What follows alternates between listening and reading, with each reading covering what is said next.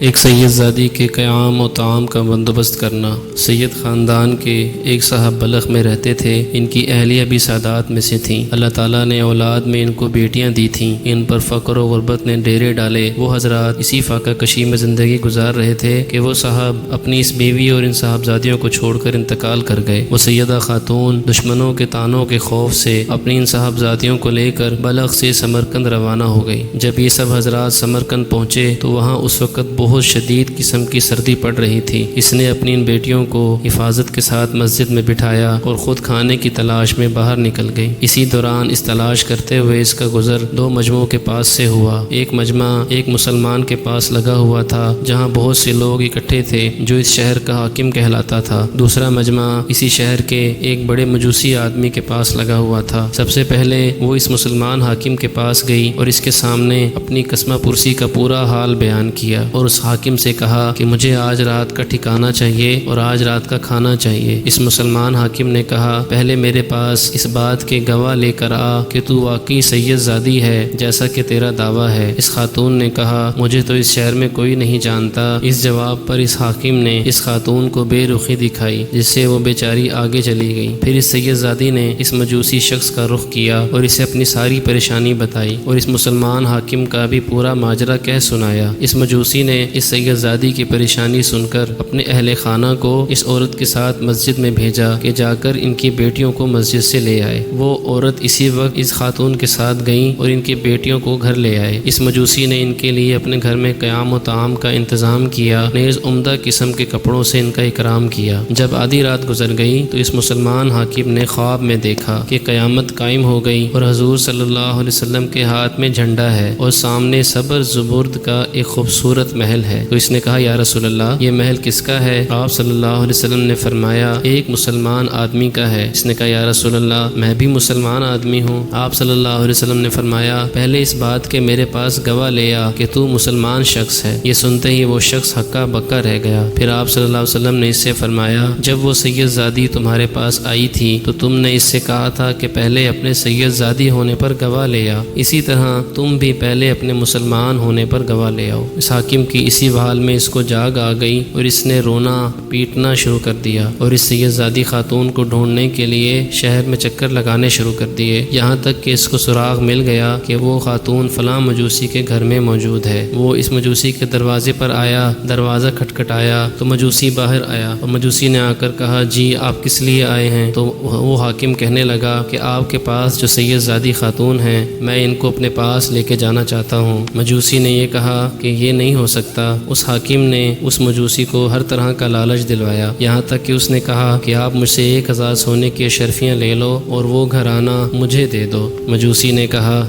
انہوں نے مجھ سے کھانا طلب کیا تھا، میں نے ان کو کھانا دیا۔ انہوں نے مجھ سے ٹھکانہ طلب کیا تھا، میں نے ان کو ٹھکانہ دیا۔ اب تو میں اس مبارک گھرانے کی برکات اپنی کھلی آنکھوں سے دیکھ چکا ہوں۔ ان بابرکت لوگوں کو اپنے پاس رکھنا میں اپنے لیے ضروری سمجھتا ہوں۔ پھر وہ مجوسی کہنے لگا کہ جس چیز کو تم طلب کر رہے ہو میں اس کا زیادہ حقدار ہوں۔ وہ محل جو تم دیکھ کر آ رہے ہو وہ میرے مقدر میں ہے۔